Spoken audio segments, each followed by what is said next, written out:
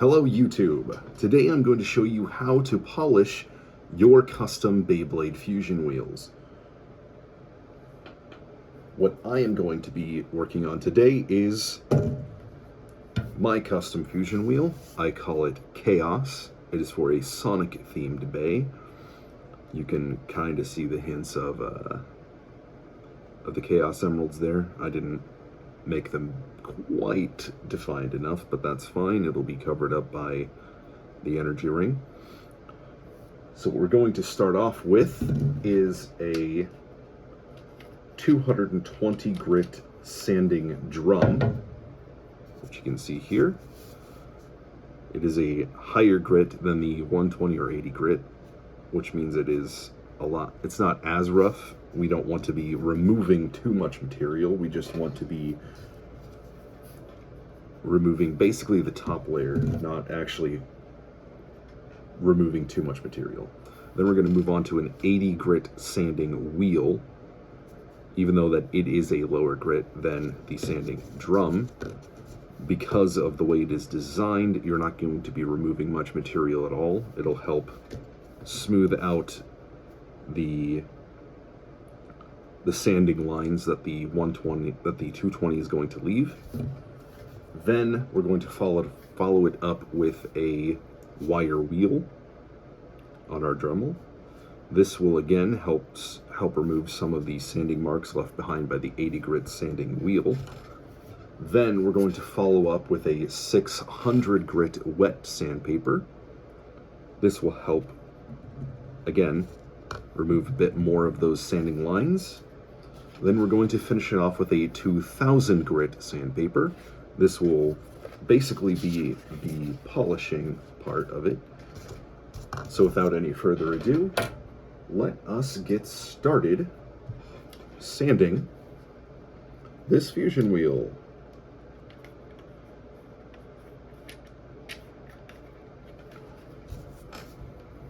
I'll speed up this section so you don't need to worry about sitting here for half hour or so.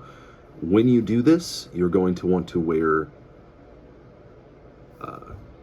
eye protection, and you're going to want to wear something to protect your breathing. You don't want to breathe in stainless steel dust. It is not good for you. It is very unhealthy. In an ideal situation, all you're going to be inhaling is air that is not contaminated with metal dust. All right.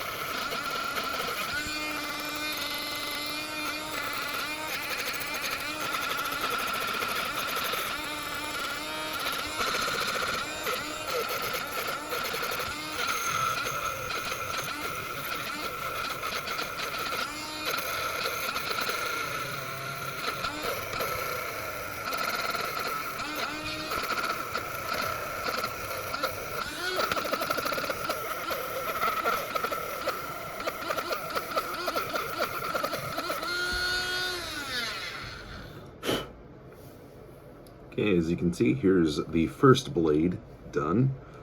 You can see how much shinier that is already. Now, one thing to add is this will not prevent your bays from getting damaged. The fusion wheels will still get little scrapes here and there, but nowhere near to the extent that this super rough metal will.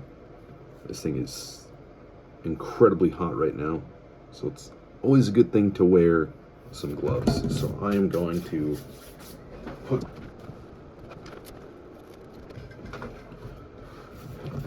alright, that'll be much easier to hold on to an extremely hot piece of metal.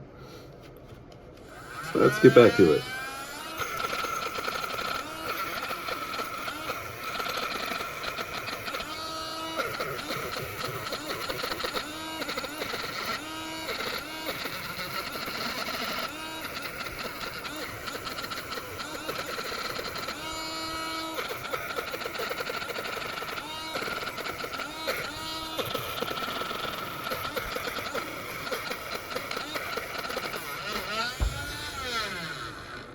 So as you can see right here, there's some pitting in the metal. My goal is to get all of that out. I want this to be completely smooth, because if you leave that in there, that's more contact area that can grind away at your fusion wheels that you do not want to be there.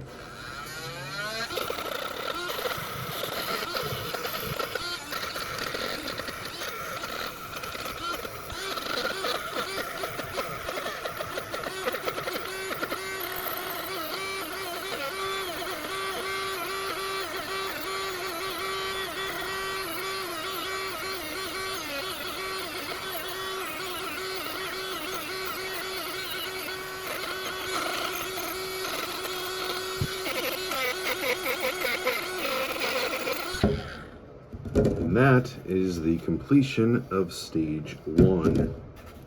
This thing is still incredibly hot. So I'm going to let that and my Dremel cool down, and then we will begin stage 2. All right, now that the Dremel is cooled down and has been recharged, let's continue. This time we're going to be using the sanding wheel. You probably can't see it, but there are in fact some pretty significant sanding lines in this metal, and our goal is to smooth those out a little bit. Let's get to it.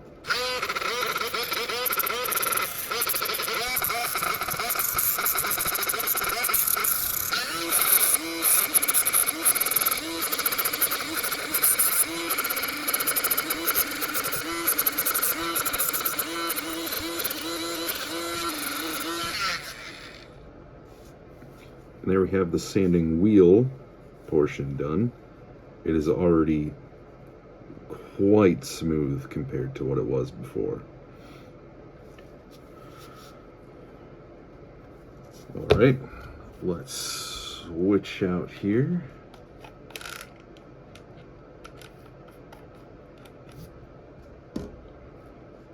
To our metal wheel.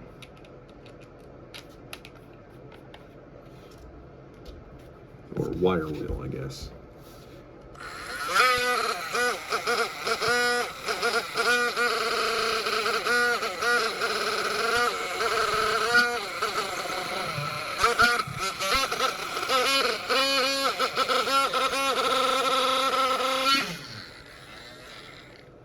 All right, now that we have the wire wheel sections done, now time for the wet sanding.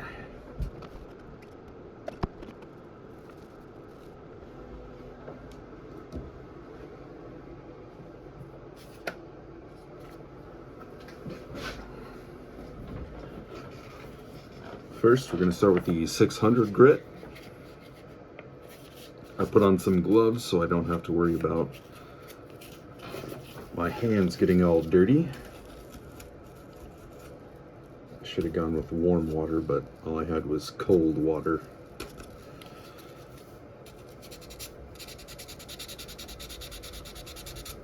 And you're just going to get your sandpaper wet and then just slowly work on it, just like you would if you were just using normal sandpaper.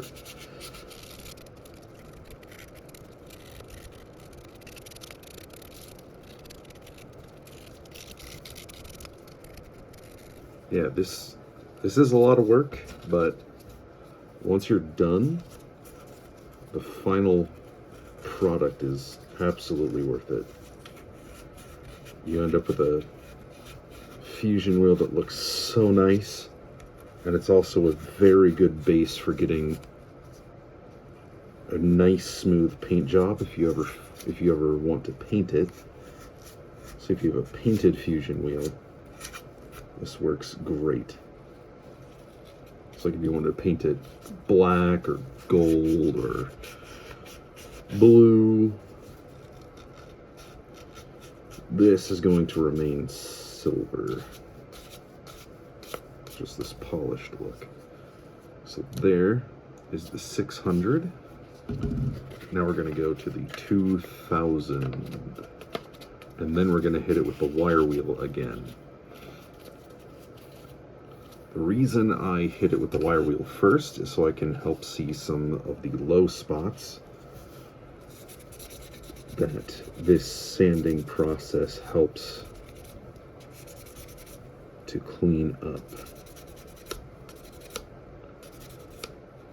This time, for the 2000, we're going to go the opposite direction that we went with the 600.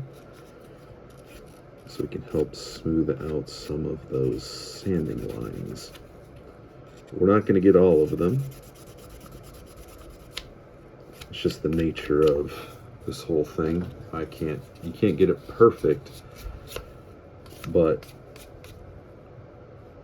for about 20 minutes or so, you can get it looking really nice.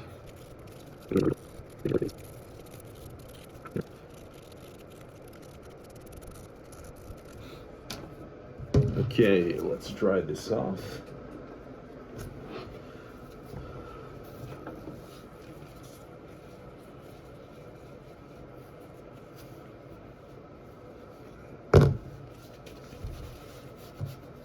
Dry off our work area here.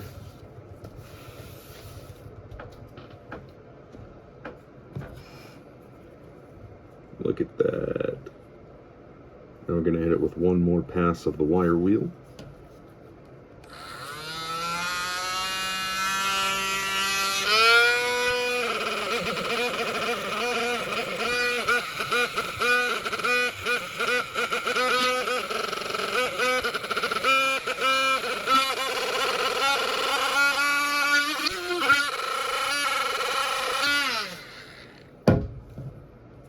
And just like that, we have a polished fusion wheel. You can see some of these areas are very near to being a mirror polish. Some spots, not so much.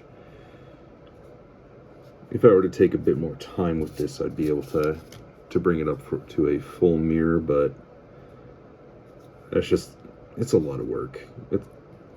It'd be twice the time, if not more. And I have 2 other ones I have to polish up, so. Next up, I will show you what it looks like all put together as the Beyblade, fully assembled. That will be the next video.